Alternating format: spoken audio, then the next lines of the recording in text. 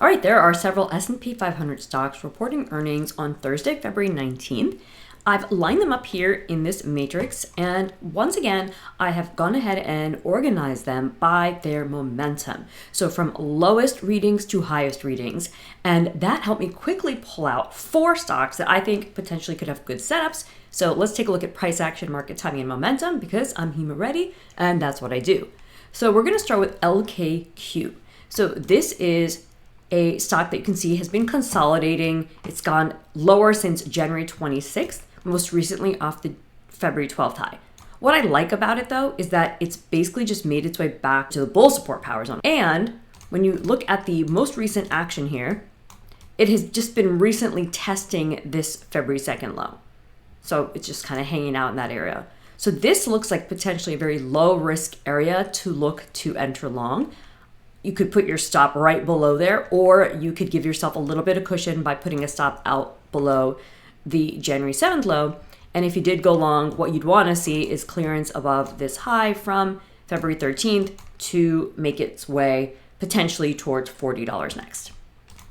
Ticker POOL. Now, this stock, as you can see, has had a little bit of a rough history here. It is a higher price stock, and it is now recovering since January 2nd. Not doing so in a big straight line, but definitely maintaining that recovery at the moment. Similar to the last ticker, this one is holding over a recent low, kind of just hanging out, testing that level. And what I think could be an opportunity is a low risk entry where, again, you place your stop below the most recent low, even if it's been slightly tested, no problem. Or you give yourself a little bit more cushion, putting the stop further back. And in this case, there's already a higher high in place. So that would be the initial upside target. And if you can get above that February 13th high, the next upside target would be to the October 21st high, the 305 area. All right, NEM. Now, this is a ticker that's already kind of finished its most recent consolidation and is starting to head higher. Now, notice this is Newmont Gold Corp. And this chart looks a lot like a lot of the gold and silver type charts now, where it's attempting a recovery after the recent sell-off. And this particular one happens to look a little stronger than just like gold or silver itself. I like that it came back to the bull support power zone back on February 4th and is higher. So if you were looking for a low risk entry here, you would want to probably just buy in a recent pullback or stop below the February 5th low, okay? Your initial upside target would be the high here on January 30th. And if it gets above that, you have room to head significantly higher. In fact, this one's a great case for a forecast. Let's look at it.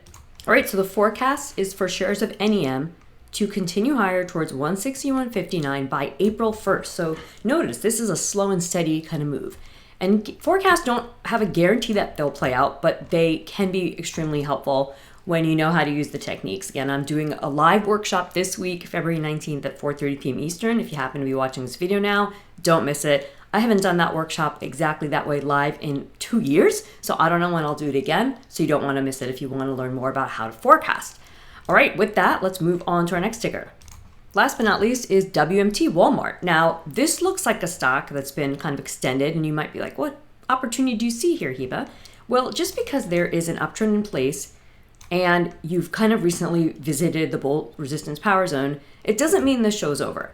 So while it's a little bit of a smaller sort of area here that I'd focus in on, there is recent support from the February 10th low that's holding. So if you're looking for maybe even an intraday opportunity or a very short-term swing move, I think this has legs to get to probably the 137 area from where it is now around 128. So if you did that though, you may want to have a stop below that February 10th low. If you want to have a little bit more cushion, you could go further out below the February 3rd low. So that's a look at some stocks that are potentially going to have earnings that fuel the action for the setups I'm identifying, since those earnings are coming up in the next 24 hours or so here. And along the way, as you saw, a reminder about how to consider placing your stop if you're looking for a long entry. So if you found value in either the picks themselves or the education or both, go ahead and hit that like button, and I'll catch you in the next video.